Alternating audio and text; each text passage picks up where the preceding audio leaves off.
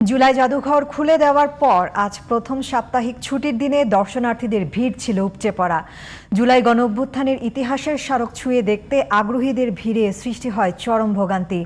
মানুষের এই বিপুল আগ্রহ এবং প্রথম ছুটির দিনের সার্বিক পরিস্থিতি নিয়ে আরও জানাচ্ছেন হাবিবুর রহমান রাজ। শেকড় থেকে শিখরে জুলাই আন্দোলনের স্মৃতি নিয়ে গড়ে ওঠা জুলাই জাদুঘর উন্মুক্ত করার পর আজ ছিল প্রথম সাপ্তাহিক ছুটির দিন। সকাল থেকেই জাদুঘর মূল গেটের সামনে দর্শনার্থীদের ভিড় জমতে শুরু করে। মানুষের উপচে পড়া ভিড়ের কারণে তৈরি হয় বিপত্তি। দূর দূরান্ত থেকে পরিবার নিয়ে এসেও ঘন্টার পর ঘন্টা দাঁড়িয়ে থেকে অনেকে ভেতরে ঢুকতেই পারেননি।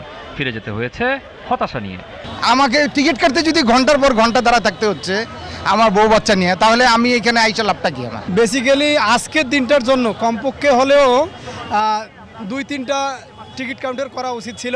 ওপেনিং উপলক্ষে অন্তত 4-5 দিন ফ্রি করে দেওয়া, উন্মুক্ত করে দেওয়া বাঙালির জন্য, এটাই আমার মতে ছিল। আমরা ভাবছিলাম একটু সুশৃঙ্খলভাবে ভেতরে প্রবেশ করতে পারবো, কিন্তু এসে দেখছি তো একটু বিশৃঙ্খল অবস্থা, ঢোকার পারবো কিনা সন্দেহ। আর সব বাধা পেরিয়ে যারা ভিতরে ঢুকেছেন তাদের মধ্যে তরুণদের আগ্রহ ছিল চোখে পড়ার মতো।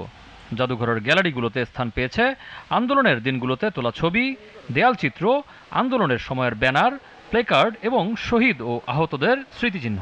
আজকে আসছি, মাত্রই ঢুকলাম, দেখতেছি আসলে এগুলা দেখে জুলাইয়ের কথা মনে পড়তেছে। আসলে যারা শহীদ হয়েছে তখনকার সময়গুলা এত করুণ ছিল, এগুলা দেখলে আসলে মনটা খুব খারাপ হয়ে যায়। এটা দিন যেভাবে আমরা ধারণ করেছিলাম, যে এই স্লোগানগুলো ছিল সেগুলো সব কিছু এখানে ফুটিয়ে তুলেছে। আমরা শুনেছি শুধু, কিন্তু আজকে এখানে আসার পর বাস্তবে অনেক কিছু তার যে প্রতিফলন এগুলো ফুটে উঠছে।